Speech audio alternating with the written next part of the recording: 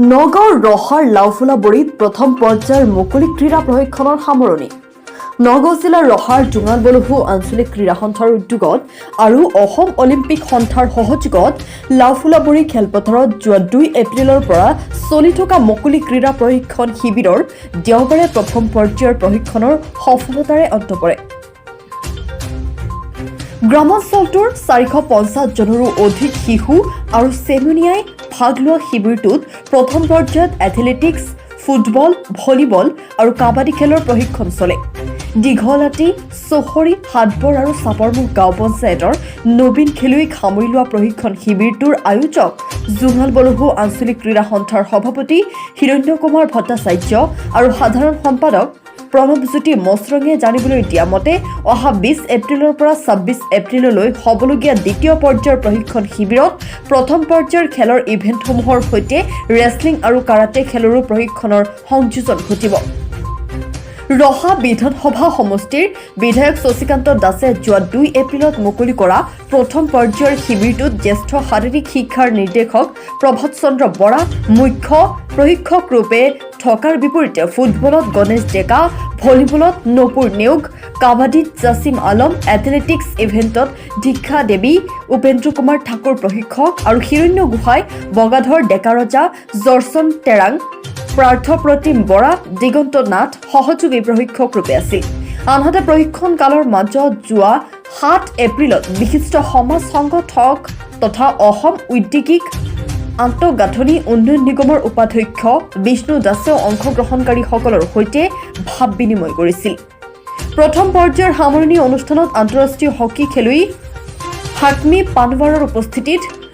কলিয়াবৰ আৰু জোঙাল বলহু ছোৱালী হকী দলৰ মাজত খেলুৱৈসকলক উৎসাহিত কৰাৰ বাবে এখনি প্ৰদৰ্শনীমূলক হকী খেলো হয়।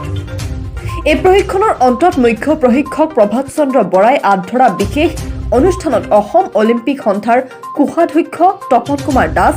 আয়োজক সমিতিৰ সভাপতি হিৰণ্য কুমাৰ ভট্টাচাৰ্য, টিভা স্বায়ত্ত পৰিষদৰ কাৰ্যবাহী সদস্য তথা জোঙাল বলহু আঞ্চলিক ক্ৰীড়া সন্থাৰ সাধাৰণ সম্পাদক প্ৰণৱজ্যোতি মছৰং, নগাঁও জিলা খো সন্থাৰ সম্পাদক সমীৰ হাজৰিকা, সমাজ সংগঠক সত্যজিৎ বৰা, পৰমা নাথ আদি উপস্থিত থাকে।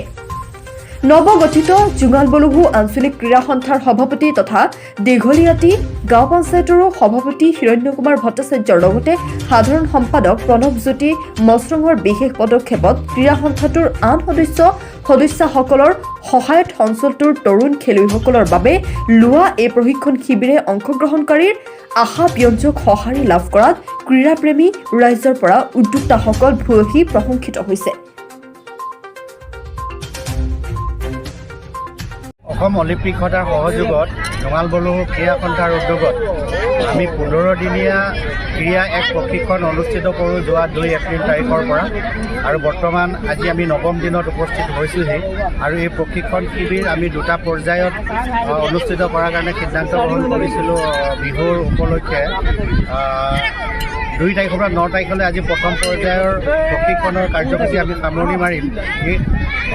ক্ৰীড়া প্ৰশিক্ষণৰ সময়ছোৱাত বিশেষ হিচাপে football, volleyball, athletics, kabaddi, wrestling এই খেলসমূহ আমি অন্তৰ্ভুক্ত কৰিছোঁ আৰু আমাৰ এই প্ৰশিক্ষণ শিবিৰত বিশেষ হিচাপে